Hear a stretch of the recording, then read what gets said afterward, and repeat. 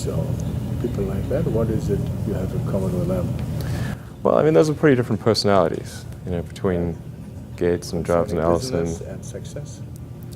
I think all three of those were technologists, but with different types of skills. Jobs was obviously very good with aesthetics, and he understood technology, of course, and he really understood what people wanted, even when they didn't know themselves. And he was not afraid to break boundaries. But Gates would probably be better at sort of raw engineering and technology than Jobs, but not as good on aesthetics. But I mean, for all of these guys, they're obviously very driven, and they're very talented, and they're able to attract great people to build a company. But I mean, the ability to attract and motivate great people is critical to the success of a company, because a company is it's a group of people that are assembled to create a product or service. That's the purpose of a company. People sometimes forget this elementary truth, and so if you're able to get great people to join the company and work together towards a common goal, and you sort of have a relentless sense of perfection about that goal, then you will end up with a great product. And if you have a great product, lots of people will buy it, and then the company will be successful. Yeah. But really, it's pretty straightforward, really. I mean, yeah, that's the reason for it. I wouldn't say I'm fearless. In fact, I think I feel fear quite strongly. But if what we're doing is, what I'm doing is, I think is important enough, then I just override the fear. So, but it's not as though I don't feel. I feel like more strongly than I would like. And which areas would you never go for yourself?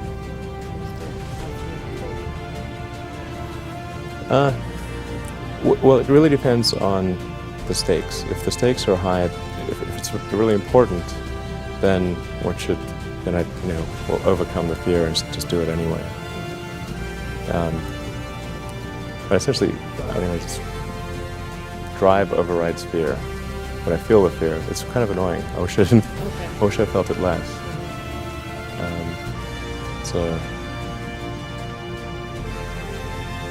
Yeah. All these introspective questions are interesting. I get asked these very often. And then, I'm trying to think, what is an accurate reply?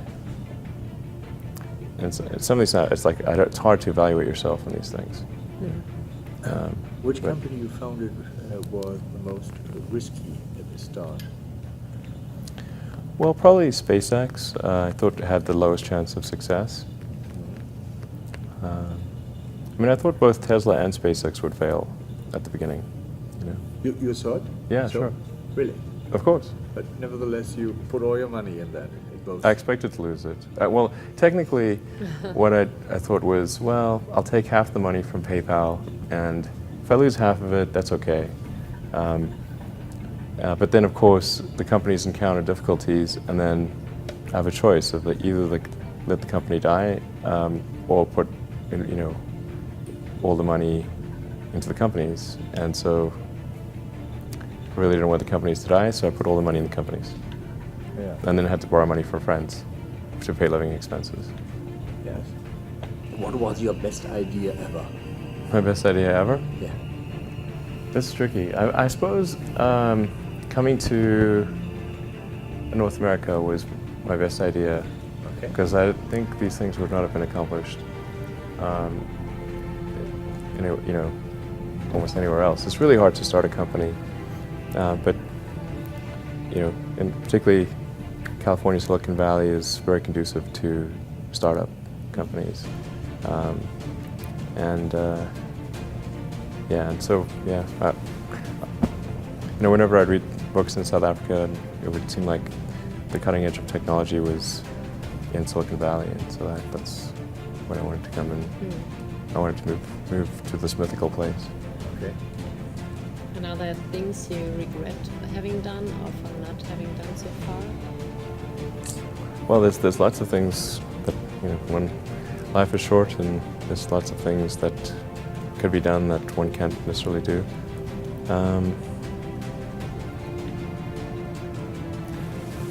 And these really are introspective questions.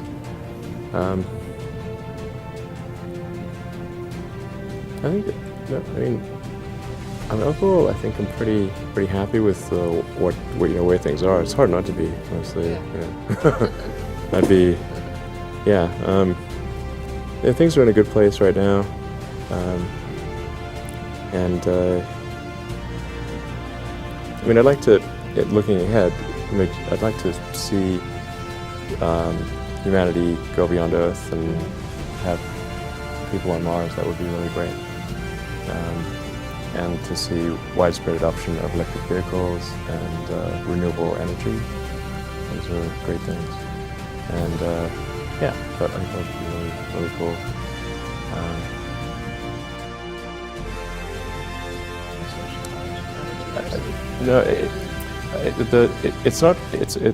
There's no need even to have a college degree at all, or even high school. If somebody graduated from a great university, that may be an indication that they will be capable of great things, but it's not necessarily the case. If you look at, say, people like Bill Gates or Larry Ellison, Steve Jobs, these guys didn't graduate from college. Dropouts, yeah. But if you had a chance to hire them, of course, that would be a good idea. Yeah, okay. So, just looking just for evidence of exceptional ability. And if there's a track record of exceptional achievement, then it's likely that will continue into the future. Mm-hmm. How I describe myself? I seem to have a high innate drive. And that's been true even since I was a little kid. I really had a very strong drive. Did all sorts of risky things when I was a kid that why did I do those things? They're crazy. I care a lot about the truth of things and trying to understand the truth of things. I think that's important. If you're going to come up with some solution, then the truth is really, really important, I think. I try to think of, it's difficult to obviously come up with things that are praise for oneself, or there's bad and good here, but I think sometimes they're just the things that seem quite clear and obvious to me, and I don't understand why they aren't so obvious to everyone.